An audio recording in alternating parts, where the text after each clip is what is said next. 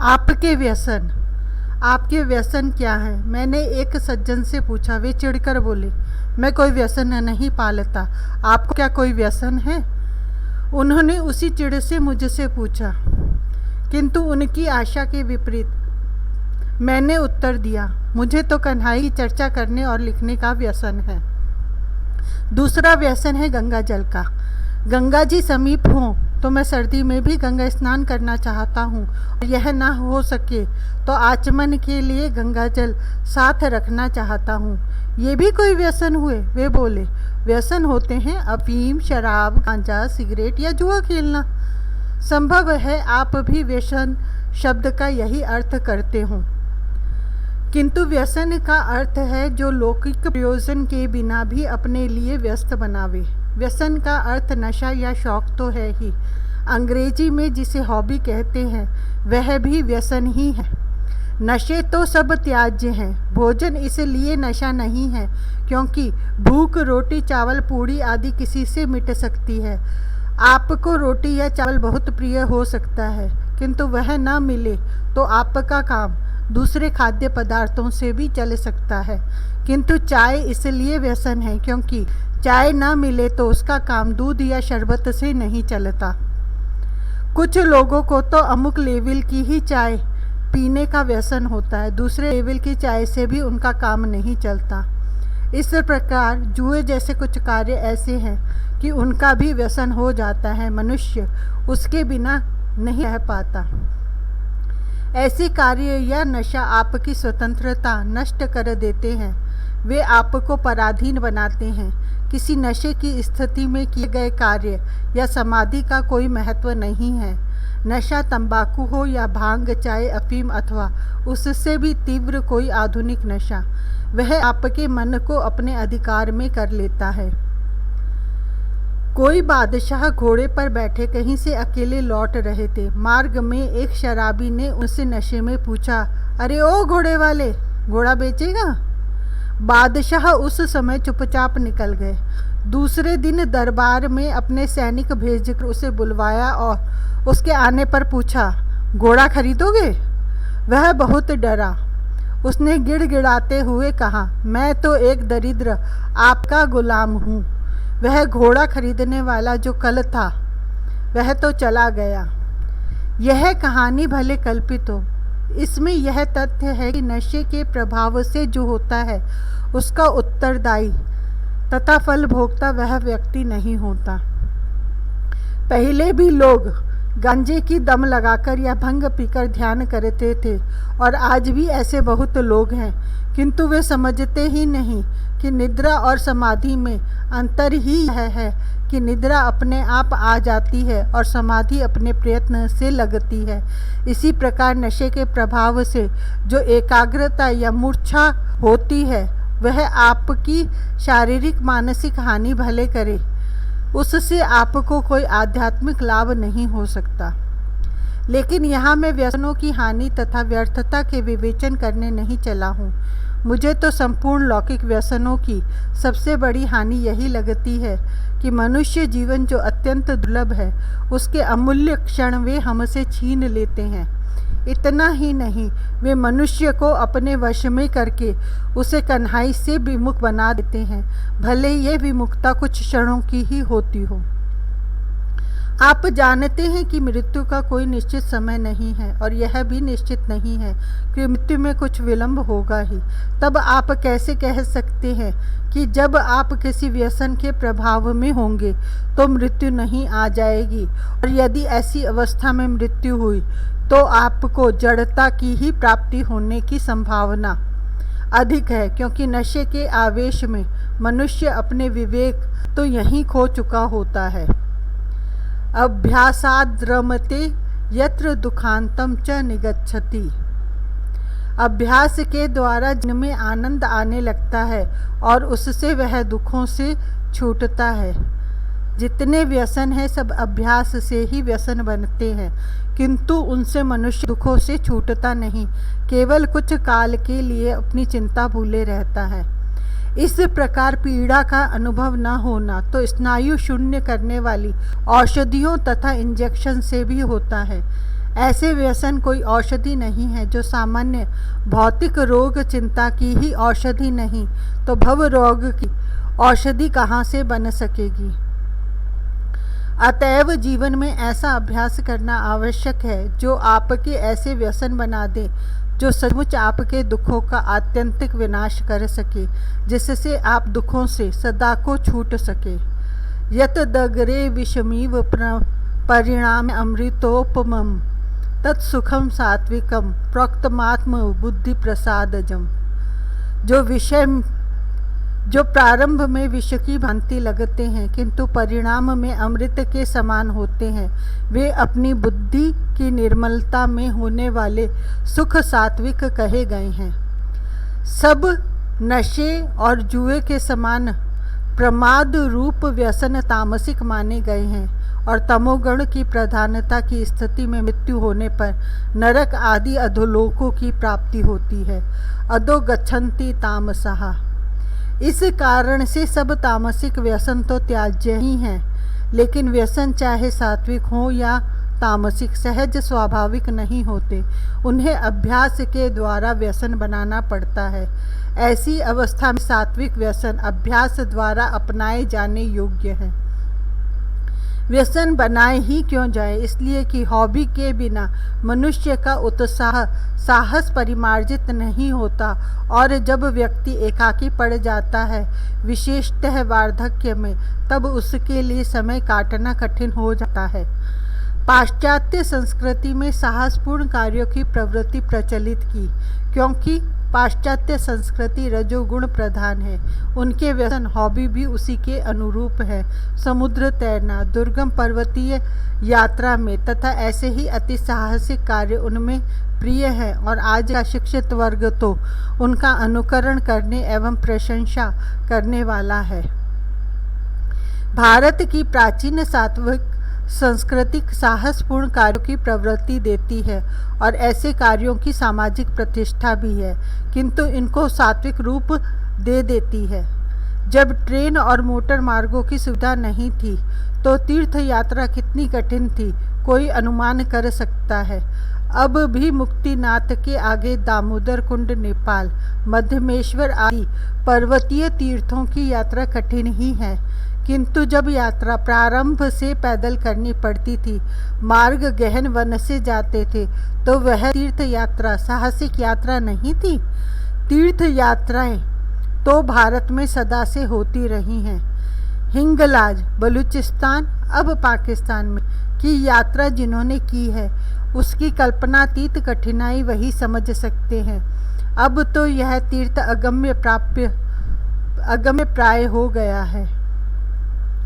जप करते रहना, कठोर शीत में भी माघ महीने में प्रयाग में गंगा यमुना के मध्य के क्षेत्र में रेत पर जैसे रहना, ये अनेक लोगों के व्यसन है। सैकड़ों व्यक्ति नियम पूर्वक प्रतिवर्ष कल्पवास माघ में प्रयाग में गंगा तट पर निवास करते हैं। कार्तिक मार्गशीर्ष माघ मास उत्तर भारत के शीतकाल के होते हैं। इनमें सूर्योदय से पूर्व गंगा में या अन्य तीर्थ पुष्कर आदि में सहस्रों स्त्री पुरुष स्नान करते हैं। देश में ऐसे मंदिरों की संख्या सहस्रों में है, जिनमें प्रातःकालीन मंगला आरती में कुछ लोग वर्ष में सभी ऋतुओं में, सभी प्रकार के मौसम में, बरसते पानी में भी प्रतिदिन पहुँचते ही हैं। आजकल के आधुनिकतम साधन जुटाकर कोई साहसिक यात्रा कर लेना एक बात है, किंतु कठिन पर्वतीय तीर्थों की पैदल चढ़ाई यात्रा करते वृद्ध, रोगी स्त्री पुरुषों को हाँफते उठते बैठते यात्रा करते देखने वाला उनकी श्रद्धा को शीश झुका बिना कैसे रह सकता है। ऐसे श्रद्धालु तीर्थयात्री आपको किसी भी कठिन तीर्थ की यात्रा करने आप जब जाएं आपको मिल जाएंगे।